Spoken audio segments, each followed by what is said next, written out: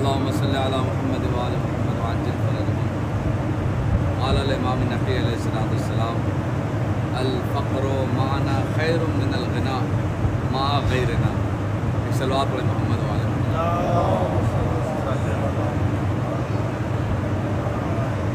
دیکھیں جیسے میں نے بارہا کہا جیسی صلوات رہے گی ویسے میرے اجازت رہے گی.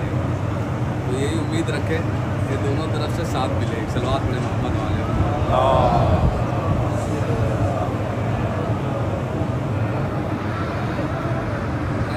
سے ایک بات کہوں گا. یہ حدیث امام نقی علیہ السلام سے وارد ہے جو کہ بہت کم سننے کو ملتی ہے، مگر چونکہ آپ سرزمین سامرہ میں اور تمام حرم مطہر میں اور سرزمین سامرہ میں ایک فرق ہے، وہ یہ ہے کہ تمام حرم مطہر مولا کا روضہ ہے، مرقد ہے جہاں دفن کیے گئے. سرزمین سامرہ مولا کا گھر بھی ہے اور مولا کا روضہ بھی ہے، یعنی معصومین یہی قیام کیا کرتے تھے اور یہی مرکز اور یہی قبرستان ہے. تمام ائمہ جتنے بھی ہمارے امام ہیں تقریباً سب کی ولادت مدینہ مکہ اس کے آس پاس ہے. کوئی ایسے امام ہے جن کی ولادت خارج مکہ اور مدینہ ہو، ایران شام.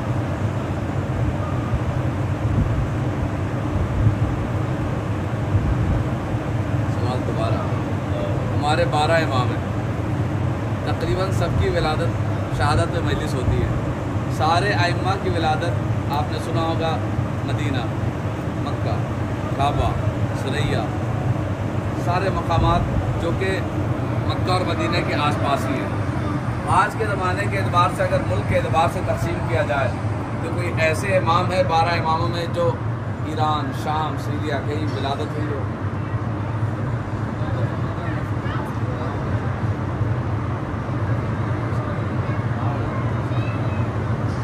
پڑے محمد والے مجھے تو نہیں پتا، لیکن 15 شعبان کو حلوہ بنا کر کھاتے ہیں اور نظر دلاتے ہیں. امام زمانہ علیہ السلام کی ولادت اسی سرزمین، اسی مقام سرزمین سامرہ میں ہوئی تھی. صلوات پڑھیں محمد والے. تو یاد رکھیں ہم جن کی امامت میں روز محشر پیش کیے جائیں گے ان کی ولادت اسی مقام پر ہوئی تھی. یہاں پر جن ہستیوں کی ہم زیارت کرنے جا رہے ہیں وہ 4 ہستیاں ہیں، 2 امام ہیں، 2 خاتون ہیں. معلوم سب کو ہے، بس ایک تازگی کے لیے اور یاد دہانی کے لیے. امام نقی علیہ السلام، امام حسن عسکری علیہ السلام، جناب حکیمہ خاتون اور جناب نرجس خاتون. آپ کو معلوم یہ خاتون کون ہے؟ امام زمانہ علیہ السلام کی والدہ ہیں اور ایک امام حسن عسکری علیہ السلام کی پھوپھی ہیں اور 2 امام ہیں. لہٰذا چاروں قبر مطہر ایک ہی ذریعہ مقدس میں ہے. آپ کو نماز اس طریقے سے ادا کرنے اعمال میں کہ 2 رکعت نماز زیارت امام نقی علیہ السلام، 2 رکعت نماز زیارت امام حسن عسکری علیہ السلام، 2 رکعت نماز حکیمہ خاتون، حدیث حکیمہ خاتون، 2 رکعت نماز حدیث جناب نرجس خاتون. اور اس کے بعد ایک مقام ہے نیچے جہاں سے امام زمانہ علیہ السلام کی غیبت ہوئی تھی، غیبت کا مقام ہے، وہاں پر بھی آپ کو 2 رکعت نماز ادا لانے اسی نیت سے کہ 2 رکعت نماز پڑھتا ہوں یا پڑھتی ہوں میں بمقام امام زمانہ قربتاً اللہ. یہ الگ سی بات ہے کہ کئی طرح سے ہے نمازیں، یا کا نعبد یا کا نستعین والی بھی، یا صبح کی طرح بھی جو ادا کرنا چاہے ادا کرتے ہیں. زیارتیں ہم اجتماعی طور پر پڑھ لیں گے، مگر جہاں پر جب آئیں تو 2-3 جملے سنتے جائیں. امام نقی علیہ السلام نے فرمایا، اور اس بات پر فخر کرنا چاہیے، دنیا کے کسی کونے میں چلے جائیں، امام نے اپنے چاہنے والوں کو ایک پیغام دیا اور امام نے فرمایا الفقر معنا خیر من الغنا مع غیرنا. امام فرماتے ہیں کہ ہمارے ساتھ رہنا فقیری میں اس امیری سے بہتر ہے جو میرے دشمن کے ساتھ رہو گے. اور اس کے بعد امام حسن عسکری علیہ السلام کے لیے قول سنتے جائیں. امام نے فرمایا کہ مومن کی 5 علامتیں ہیں، بہت ہی مشہور و معروف علامتیں ہیں. آپ ہر سال 40 کے موقع پر سننے کو ملتا ہے کہ مومن کی 5 علامتیں ہیں. اور 5 علامتیں، 4 تو بہت ہی آسان ہیں جو میں بیان کر دوں گا. لیکن ایک ہے پانچویں جو بڑی طویل ہے، اس پر عمل کرنا بڑا مشکل ہے، مگر یہ کہ زندگی میں کبھی موقع ملے تو میں کہوں گا کہ ضرور عمل کریں۔ کبھی اپنے آپ کو یوں محسوس کریں کہ آج ہم فری ہیں ہر کام سے، تو امام حسن عسکری علیہ السلام کے قول کے مطابق ضرور عمل کریں۔ امام نے فرمایا مومن کی 5 علامتیں، علامت مومن 5، کون کون ہیں؟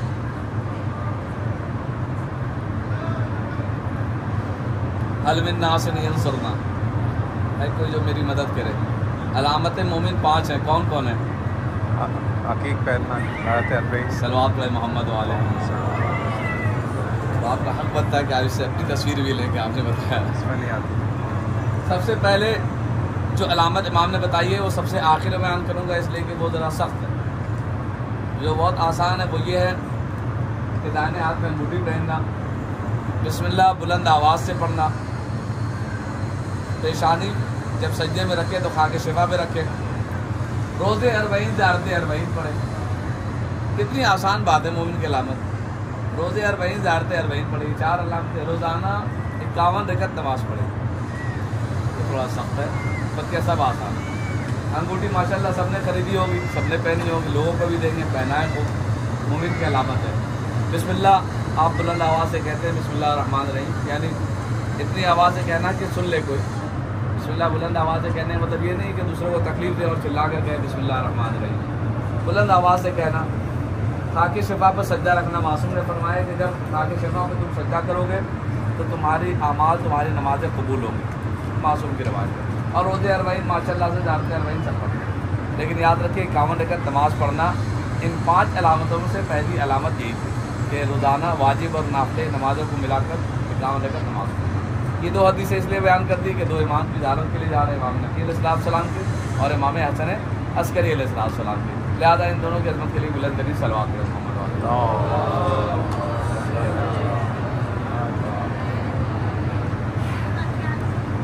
جو دور امام نقی علیہ السلام کا گزر رہا تھا وہ دور تھا بڑا سخت دور تھا امام کی زندگی کا، کہ امام علیہ السلام سرزمین مدینہ منورہ میں تھے، اور یہاں پر جو پائے تخت تھا، جو حاکم تھا، وہ تھا متوکل عباسی، مشہور و معروف ظالم ہے اور حاکم ہے اس زمانے کا۔ بس جملوں کو سمیٹ کر یوں کہہ دیا جائے تو غلط نہ ہوگا کہ لکھنے والوں نے لکھا ہے، مورخین نے لکھا ہے کہ متوکل بنی عباس میں سے ایسا ظالم بادشاہ تھا اور اتنا ظلم کیا اس نے حضرت امام حسین علیہ السلام کی ذات مطہر پر کہ اگر یزید کا ظلم بھی دیکھ لیتا ہے اس کے ظلم کو تو شرما جاتا ہے۔ یہ تو 9ویں امام کے زمانے میں تھا۔ خدا کا لاکھ لاکھ شکر ہے کہ ہم اس دور میں آئے اور بہتر جاننے والا پروردگار عالم، اور اس نے ہمیں یہ شرف بخشا کہ ہم زوار امام حسین علیہ السلام، ورنہ جب متوکل کا دور تھا تب بھی لوگ زیارت کرنے آتے تھے، مگر ان ظاہروں کا کیا کہنا، ان کی عظمتوں کا کیا کہنا، ان کے مقام کا کیا کہنا۔ جب متوکل کو یہاں یہ بیٹھے پتہ چلا کہ لوگ قبر حسین کی زیارت کر رہے ہیں تو اس نے یہ اعلان کر دیا کہ کوئی بھی امام حسین کی قبر کی زیارت کو آئے گا اس کے ہاتھ پیر کاٹ دیے جائیں گے، اس کے بعد زیارت کرنے کو دیا جائے گا۔ چاہنے والے کیسی قربانی دے رہے ہیں، ہم تو تھوڑی موڑی زحمتیں اٹھا کر زیارت کرنے آ جاتے ہیں اور یہ وقت میسر ہے ہمارے پاس۔ تاریخ بتاتی ہے کہ لوگوں نے اپنے ہاتھ کٹوائے، اپنے پیر کٹوائے، مگر فرزند زہرا کی زیارت کو ترک نہ کیا۔ جب اس نے یہ دیکھا کہ چاہنے والے، مولا کے ماننے والے زوار امام حسین یہ قربانی دینے کے لیے بھی تیار ہے اور یہ کہتے ہیں کہ ہمارے ہاتھ پیر کاٹ دو لیکن ہم زیارت امام حسین ترک نہ کریں گے، اس نے دوسرا اعلان جاری کیا کہ انہیں نہ مارو، ان کے بچوں کو مارو، پھر زیارت امام حسین کرنے دو۔ تو مائیں اور بہنیں اور بزرگ اپنے بچوں کو لے کر آتے تھے کہ ہمارے بچوں کو مارو، ہم زیارت امام حسین کریں گے۔ تو آپ اس کا اندازہ لگائیں کہ زیارت امام حسین السلام کی فضیلت کیا ہے، اس کا رتبہ کیا ہے، اس کا مقام کیا ہے۔ ہم آپ نے جو قربانی دی ہے، تھوڑی موڑی زحمتیں اٹھائیں اور امام حسین کی زیارت کے لیے آ گئے۔ خدا کا لاکھ لاکھ شکر ہے کہ ایسے حالات میں بھی ہم زائر امام حسین علیہ السلام کی فہرست میں شامل ہیں۔ جب اس کا اس سے بھی دل نہ بھرا تو اس نے نہ کہ ایک مرتبہ، کئی مرتبہ فرات کا پانی جب دیکھا کہ زوار امام حسین مسلسل آ رہے ہیں زیارت امام حسین کرنے کے لیے، فرات کا پانی چھوڑا امام حسین السلام کی قبر پر، اور تاریخ بتاتی ہے کہ معجزہ یہ تھا پیاسے امام حسین کا کہ جب بھی پانی آتا تھا فرات کا، قبر امام حسین کا طواف کرتا تھا مگر قبر امام حسین کو عبور نہ کرتا تھا۔ روایت یہ کہتی ہے کہ اس سے بھی اس کا دل نہ بھرا، تو اس نے امام نقی علیہ السلام کو فرزند امام حسین کو سرزمین مدینہ منورہ سے ایک پورا لشکر بھیج کر بلایا، اور جیسا کہ میں نے بیان کیا کہ امام نقی علیہ السلام کے ساتھ ہی امام حسن عسکری علیہ السلام 4 سال کچھ ماہ کی عمر میں اپنے والد کے ساتھ یہاں تشریف لے آئے تھے۔ اور اس کے بعد لفظوں کو بدل کر بات مختصر کر کے یوں کہوں کہ ایسا ہوا کہ 2 اماموں کو سرزمین مدینہ منورہ سے لا کر سرزمین سامرہ میں ایسی جگہ پر رکھا گیا جہاں پر کسی شریف شخص کو نہیں رکھا جاتا۔ اور اس کے بعد امام علیہ السلام کی ساری زندگی نظر بند اور قید میں گزر گئی۔ جو حضرات جا چکے ہیں وہ جانتے ہیں کہ یہیں پر کچھ کلومیٹر دور کے فاصلے پر امام نقی علیہ السلام کا قید خانہ بھی ہے۔ اور اس کے بعد یہ نہ کہ صرف امام کو قید کیا گیا، امام علی نقی علیہ السلام کو قید کرنے کے بعد روایت یہ کہتی ہے کہ مسلسل ظلم بڑھتا رہا، اور متوقع اس حد تک آ گیا تھا کہ وہ بیٹھا ہوا اپنے بچوں کے سامنے بنت رسول کے لیے ناسبہ الفاظ استعمال کر رہا تھا۔ تب اس کے بیٹے مستنصر نے علماء سے پوچھا کہ کوئی رسول کی بیٹی کے لیے ایسے الفاظ استعمال کرے تو کیا حکم ہے؟ تو اس وقت علماء نے بیان کیا کہ اگر کوئی ایسے الفاظ استعمال کرے گا تو اسے قتل کر دینا واجب ہے، یعنی وہ واجب القتل ہے، لہذا رات کے اندھیرے میں اس کے بیٹے نے اسے مار دیا۔ اس کے بعد اس کے 3 بیٹے تھے، مستنصر، مستعین اور معتز باللہ، سب کی حکومت آئی، مگر آخر میں جب معتز باللہ کی حکومت آئی تو اس نے اپنے باپ کے نقش قدم پر چلتے ہوئے وہی کام انجام دیا جو اس کے آباء و اجداد نے انجام دیا تھا، یعنی امام نقی علیہ السلام کو زہر دیا اور امام نقی علیہ السلام اس دنیا سے چلے گئے۔ امام کی ساری زندگی قید و بند میں گزر گئی اور اسی سرزمین سامرہ میں گزری، مگر کیا کہنے، جاتے جاتے اپنے چاہنے والوں کو ایک پیغام دے دیا کہ فقیری میں میرے ساتھ رہنا اس امیری سے بہتر ہے کہ جو ہمارے دشمنوں کے ساتھ ہو۔ اور اس کے بعد امام نقی علیہ السلام کہ یہی حالات میں تاریخ بتاتی ہے، جب طبیعت ناساز تھی، آپ سرزمین کربلا مولا کی زیارت کر کے آئے، جب طبیعت ناساز تھی تو امام نے اپنے بیٹے امام حسن عسکری کو بلایا اور بلانے کے بعد کہا میرے لال کسی کو میری طرف سے اجیر بناؤ۔ دیکھیے اس کا بھی بڑا جو ثواب ہے، لوگ خود زیارت کرنے آتے ہیں، ہم تو یہ کہتے ہیں کہ اگر بار بار پروردگار عالم نے زیارت کرنے کے لیے میسر کر رکھا ہے ہر چیز، تو وہ دوسروں کو بھی موقع دیں، غریب مومنین کو بھی موقع دیں۔ امام نقی علیہ السلام کا واقعہ ہے کہ یہیں پر امام نے فرمایا کہ میرے لال حسن عسکری کسی کو میری طرف سے اجیر بناؤ، چونکہ کہ پوچھنے والا آج بھی یہ سوال کر سکتا ہے، اس وقت بھی کسی نے سوال کیا تھا کہ مولا آپ وقت کے امام ہیں اور حرم امام حسین ایک مقام ہے، میں امام حسین کی بات نہیں کر رہا ہوں، حرم امام حسین ایک مقام ہے، لہذا امام کی فضیلت کسی جگہ کے اعتبار سے زیادہ ہوتی ہے۔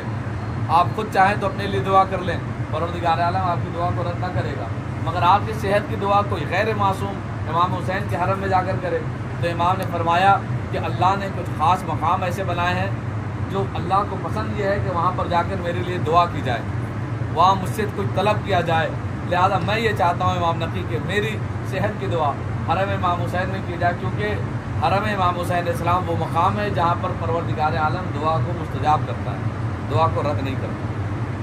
اور اس کی مثال بھی دی امام نقی علیہ السلام نے، امام نے فرمایا کہ جیسے رسول اللہ اگر دنیا کے کسی مقام پر دعا کرتے تو پروردگار عالم ان کی دعا کو قبول کر لیتا، مگر رسول اللہ اکثر جب آ کر دعا کیا کرتے تو حجر اسود کے قریب جا کر دعا کرتے۔ پروردگار عالم کو اس مقام کو بڑا پسند کرتا ہے کہ اب یہاں سے کوئی دعا کرے تو ہم اس کی دعا کو رد نہ کریں۔ تاریخ بتاتی ہے امام حسن عسکری علیہ السلام کا دور چلا، پھر امام نقی علیہ السلام کے بعد، اور امام حسن عسکری علیہ السلام کے دور میں بھی امام حسن عسکری کی ساری عمر اسی سرزمین سامرہ میں گزری۔ روایتیں کہتی ہے کہ نہ کہ یہ کہ قید و بند رکھا گیا، بلکہ اسلام کو بھی اس طریقے سے پیش کیا گیا کہ جب اسی سرزمین سامرہ میں قحط سالی ہوئی اور بارش نہیں ہو رہی تھی تو لوگوں نے کہا کہ جا کر نماز استسقا پڑھیں۔ مسلمان جا کر نماز استسقا پڑھ رہے ہیں، پروردگار عالم باران رحمت نازل نہیں کرتا۔ روایتیں کہتی ہیں کہ اسی سرزمین بغداد سے کچھ راہب نکل کر آئے اور ہاتھوں کو بلند کیا، پروردگار عالم نے باران رحمت نازل کر دیا، بارش ہونے لگی، مسلمانوں کے عقیدے متزلزل ہونے لگے۔ اور آج بھی یہی دور ہے، بس شکل بدلے ہیں، باتیں نہیں بدلی۔ آج بھی کوئی ایسے جادو یا کچھ ایسی چیزیں دکھا دے تو مسلمانوں کے عقیدے متزلزل ہونے لگتے ہیں، نہ یہ کہ مسلمانوں کے دوسروں کے بھی عقیدے متزلزل ہونے لگتے ہیں۔ امام حسن عسکری کے دور میں بھی یہی ہوا کہ امام حسن عسکری کو آ کر کسی نے پیغام دیا کہ ابن رسول اللہ آپ دین کے محافظ ہیں، آپ دین کے حفاظت کرنے والے ہیں، مسلمانوں کے عقیدے متزلزل ہو رہے ہیں، کہیں وہ اپنے مذہب کو نہ بدل دیں، آپ حافظ قرآن ہیں، آپ محافظ قرآن ہیں، آپ حافظ اسلام ہیں، لہذا اسلام آپ کا حق ہے، لہذا مسلمانوں کو آپ بچائیں۔ تو امام حسن عسکری علیہ السلام قید خانے سے نکلے اور نکلنے کے بعد اس میدان میں گئے جہاں وہ راہب دعا کر رہے تھے، اور پھر امام حسن عسکری نے کہا کہ ان سے کہو کہ اب دعا کریں۔ روایت یہ کہتی ہے کہ جب انہوں نے دعا کے لیے ہاتھوں کو بلند کیا تو پروردگار عالم نے باران رحمت نازل کی۔ پھر امام حسن عسکری نے کسی صحابی سے کہا کہ جاؤ ان کے ہاتھ میں جو چیز چھپی ہوئی ہے اسے لے کر آ جاؤ۔ اب جو لے کر آئے صحابی یہ کہتے ہیں کہ انگلیوں کے درمیان ہڈی کا ایک ٹکڑا چھپا کر رکھا تھا ان راہبوں نے۔ جب لے کر آئے تو امام حسن عسکری نے اسے اپنے ہاتھ میں لیا اور یہ کہا کہ اب ان سے کہو کہ یہ دعا کریں۔ اب جو راہب سرزمین بغداد سے آ کر اپنے مذہب کا بول بالا کر رہے تھے اور دعا کے لیے ہاتھ اٹھایا تھا، تاریخ بتاتی ہے کہ وہ بادل، وہ آثار جو پہلے نما تھے اب چھٹ گئے، دھوپ نکل گئی۔ امام حسن عسکری نے کہا کہ اب ان سے کہو کہ یہ دعا کریں۔ وہ بار بار دعا کے لیے ہاتھ اٹھا رہے ہیں۔ اب تک یہ دعا کے لیے ہاتھ اٹھا رہے تھے، بارش ہو رہی تھی۔ اب جو دعا کے لیے ہاتھ اٹھا رہے ہیں تو بارش کے کوئی خطرے نمودار نہیں ہو رہے ہیں۔ تاریخ بتاتی ہے کہ لوگوں نے امام حسن عسکری سے پوچھا کہ مولا کیا وجہ ہے، آپ نے کون سی چیز تھی جو ان کے ہاتھ سے مانگ لی، اب وہ اثر ختم ہو گیا؟ تو امام حسن عسکری نے اسی سرزمین سامرا میں بیان کیا کہ چونکہ یہ کسی نبی یا ولی کی ہڈی ہے اور اس کا کمال یہ ہے کہ جب کھلے آسمان کے نیچے آ جائے تو پروردگار عالم باران رحمت نازل کرے، لہٰذا اسے ایک پارچے میں لپیٹ کر امام حسن عسکری نے دفن کیا، اور اس کے بعد دست امامت امام حسن عسکری نے اسی سرزمین سامرا میں بلند کیا۔ تو کیا کہنے امام حسن عسکری کے؟ تاریخ بتاتی ہے کہ امام حسن عسکری نے ایسی دعا کی کہ بادل کا ایک ایسا ٹکڑا آیا کہ لوگ گھبرا گئے۔ اور امام حسن عسکری نے امامت کی قوت بتائی، لوگ گھبرا گئے کہ مولا ایسی بارش ہوگی تو ہم برباد ہو جائیں گے۔ امام نے فرمایا کہ گھبرانے کی ضرورت نہیں ہے، تمہارے لیے نہیں ہے، فلاں ملک کے لیے۔ پھر اس کے بعد دعا کی، اور دعا کرتے کرتے امام بتلاتے جاتے ہیں کہ یہ فلاں مقام کے لیے، فلاں مقام کے لیے، اور آخر میں امام حسن عسکری نے جب دعا کی تو روایت یہ کہتی ہے کہ امام نے فرمایا کہ یہ بارش یہاں ہوگی۔ اور اس کے بعد امام یہ بھی فرماتے ہیں کہ جب تک ہر بندہ اپنے گھر کو نہ پہنچ جائے بارش کہیں قطرہ نہ گرے، یعنی ہر انسان محفوظ بھی رہے گا اور پروردگار عالم باران رحمت بھی نازل کرے گا۔ تاریخ بتاتی ہے کہ اس کے بعد جب پورا سامرا، شہر سامرا قحط سے آزاد ہوا تو چاہنے والوں کے دلوں میں تو مولا کی محبت تھی، کہتے ہیں کہ دشمنوں کے دلوں میں بھی مولا کی محبت آ گئی اس واقعے کو لے کر، اس معجزے کو لے کر، تو لوگ مولا کو بہت زیادہ ماننے لگے اور دل کے رجحان ان کی طرف بڑھنے لگے، اور یہ بات ظالم حکومت کو گوارا نہ ہوئی۔ تاریخ بتاتے ہیں کہ محترم عباسی نے پھر امام حسن عسکری علیہ السلام کو 1 ربیع الاول کو زہر دغا سے شہید کر دیا۔ اللہ اکبر۔ تاریخ بتاتی ہے کہ امام حسن عسکری علیہ السلام کا جنازہ پڑھانے کے لیے کوئی شخص آگے بڑھا تو پیچھے سے ایک بچے نے دامن کو تھام کر کہا کہ بچہ جنازہ پڑھانے کا حق میرا ہے۔ اللہ اکبر۔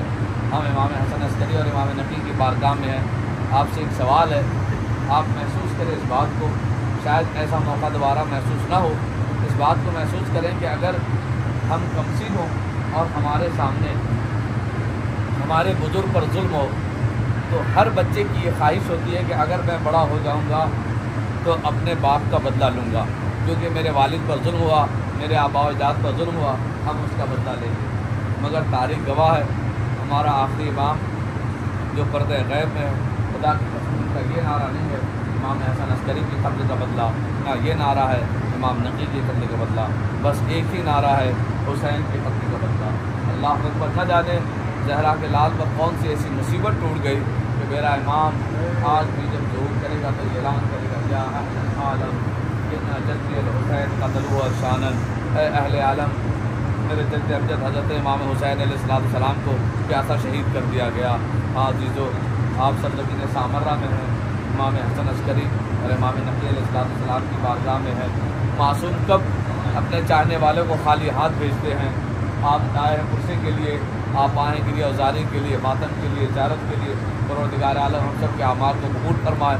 مگر امام جس عالم میں بھی رہے اپنے چاہنے والوں کی خواہش کو پورا کرتے۔ وجہ خاص کیا ہے کہ ہمارے آخری امام کا نعرہ یہ ہے کہ میرے جد امجد حضرت امام حسین علیہ السلام کے قتل کا بدلہ۔ شاید اس کی وجہ یہ ہو کہ جس طریقے سے امام حسین کو شہید کیا گیا، کسی امام کو شہید کر دیا گیا، ہر امام کو مارا گیا، فرزند رسول کہہ کر زہرا کے لال کو کربلا میں گھیر کر مارا گیا، کسی نے باغی کہا، کسی نے خارجی کہا۔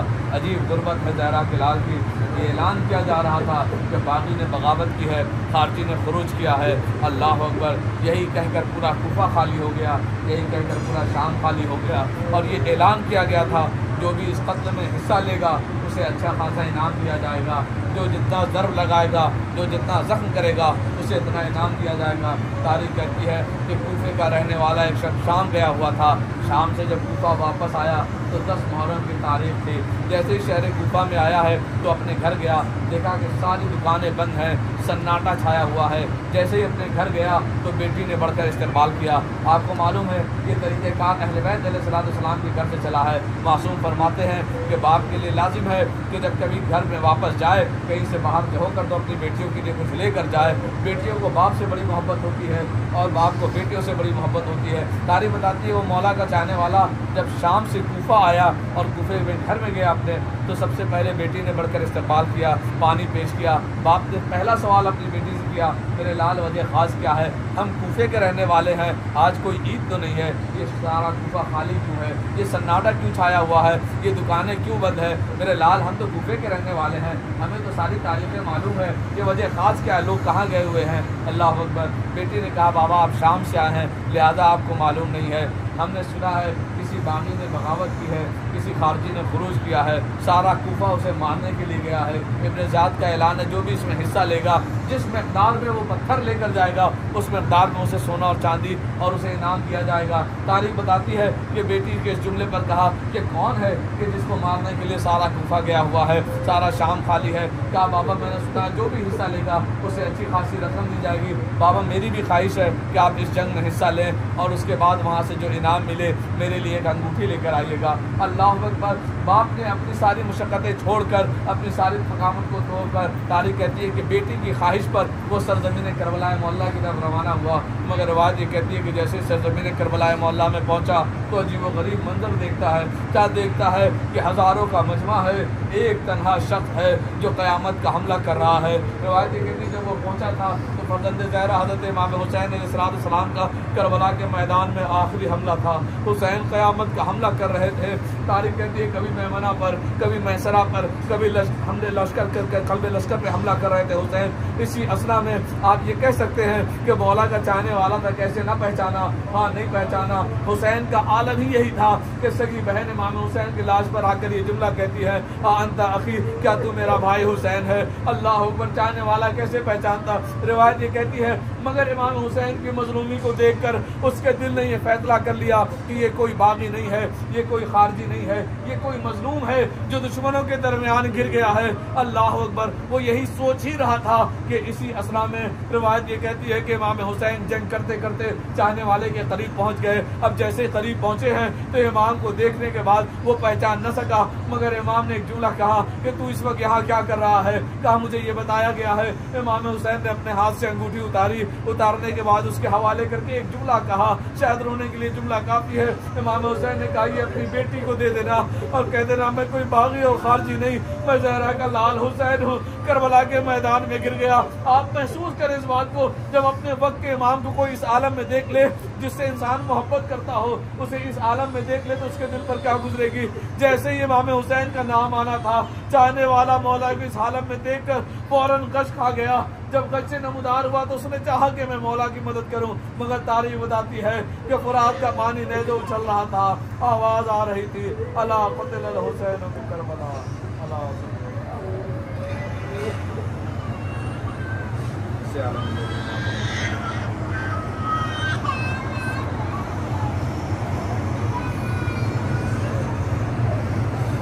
انہی بہتی ہوئی آنکھوں کے ساتھ آمادہ ہو جائیں سید ظفور اور زارت امامین جناب حکیمہ خاتون، جناب نرگس خاتون کی زیادہ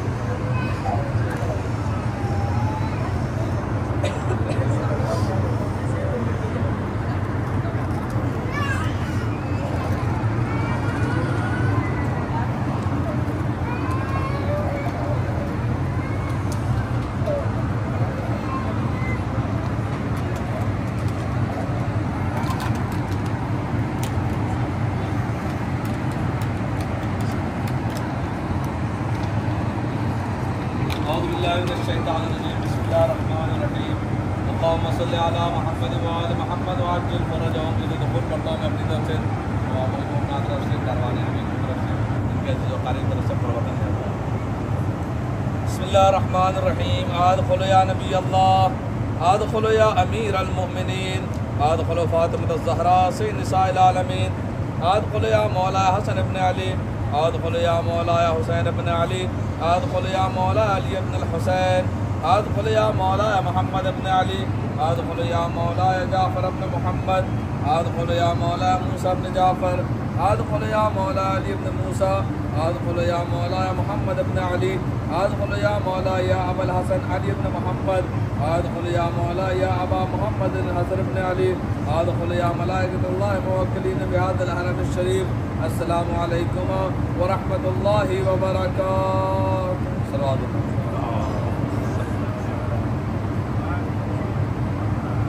زیارت امامین عسکریہ علیہ السلام پڑھتا ہوں. زیارت امام حسن عسکری السلام و زیارت امام نقی السلام. السلام علیکم یا ولی اللہ. السلام علیکم یا حجت اللہ. السلام علیکم یا نور اللہ فی ظلمات الارض. السلام علیکم یا من بدل اللہ فی شانکما. آدیتکما ظاہرا عارفا بحقکما معادیا لآدائکما معالیا لأولیائکما مؤمنا بما امرتما بہ کافرا بما کفرتما بہ محققا لما حققتما مبدلا لما بلتما. اسأل اللہ ربی و ربکما ان یجعل حد من زیارتکما الصلاة علی محمد وآلہ وان یرزقنی مرافتکما فی الجنان مع آبائکما الصالحین. وأسأل أن يؤتك رقبة من النار وأن يرزقني شفاعتكما ومصاحبتكما ويرفع بيني وبينكما ولا يسقني حبكما وحب آبائكما الصالحين وأن لا يجعل آخر أحد من زيارتكما ويحشرني معكما في الجنة برحمته. اللهم ارزقني حبهما وتوفني على ملتهما. اللهم الظالم على محمد حقا وانتقم منهم. اللهم للأولين منهم والآخرين وضاعف عليهم العذاب الأليم وابلغ بهم الأشياء ومحبهم ومتبعهم أسفل درك من الجحيم إنك على كل شيء قدير. اللهم عجل فرج وليك وابن وليك واجعل فرجنا مع فرجهم يا أرحم الراحمين. صلوات علی محمد وعلى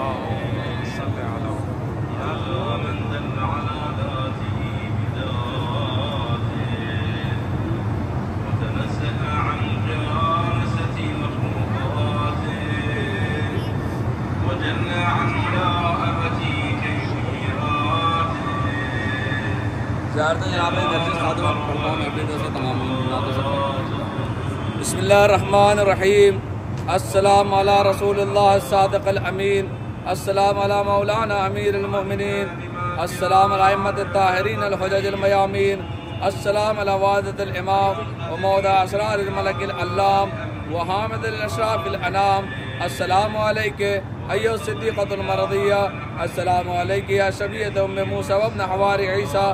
السلام علیک ایھا التقیۃ النقیہ. السلام علیک ایھا الرضیۃ المرضیہ. السلام علیک ایھا المنعوتۃ فی الانجیل المکتوبۃ من روح اللہ الامین ومن رغب فی بصرۃ محمد سید المرسلین ومستودع اسرار رب العالمین. السلام علیک وعلی آبائک الحوارین. السلام علیک وعلی بالک وولدک. السلام علیک وعلی روحک بدنک الطاہر.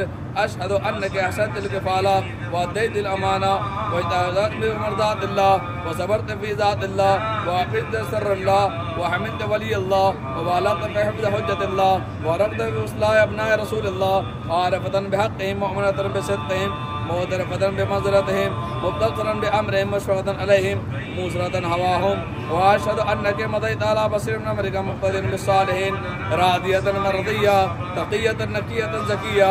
فرضی اللہ عنک وارضاک وجعل الجنۃ منزلک ماواک فلقد اولاک من الخیرات ما اولاک وعطاک بہ ما شرع بہ اغناک وان اللہ بہ ومنعک من الکرام وامرک. السلام علیک ورحمۃ اللہ وبرکاتہ. صلوات الرحمن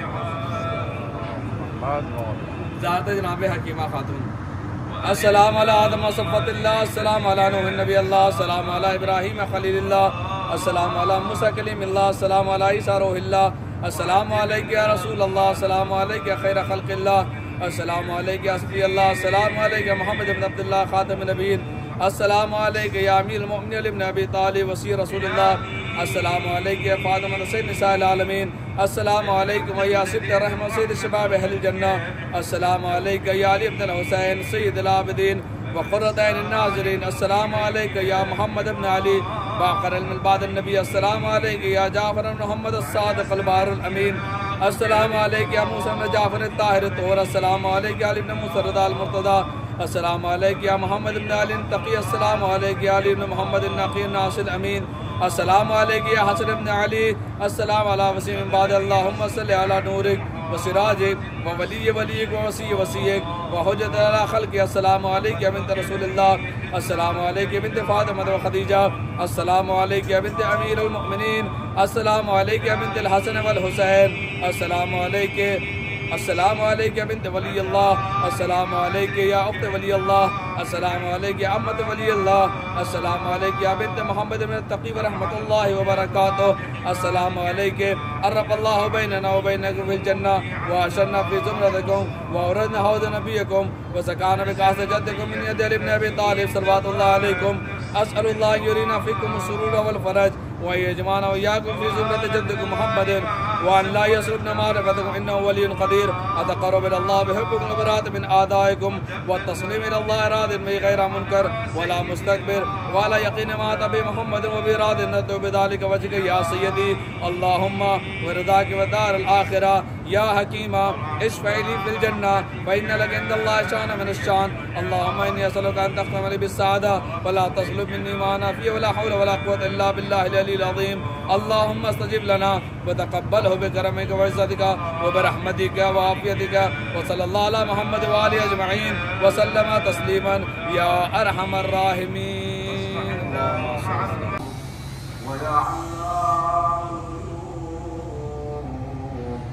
ويا كاشف اغفر ذنوبي كلها بحرمة محمد وآل محمد يا غفار يا غفار يا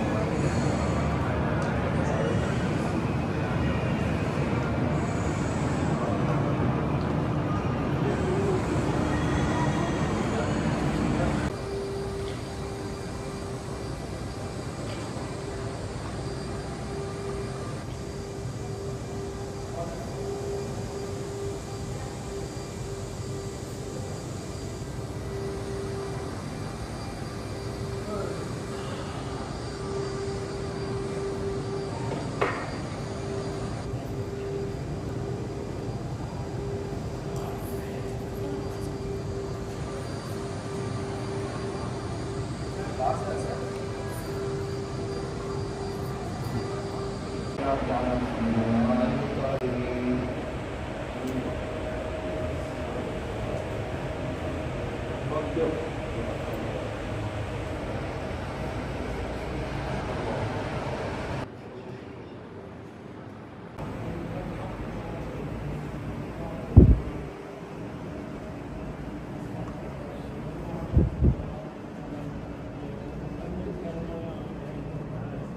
نفسي مؤمنة بالله وحده لا شريك له وبرسوله وبأمير المؤمنين وبكم يا مولاي ولكم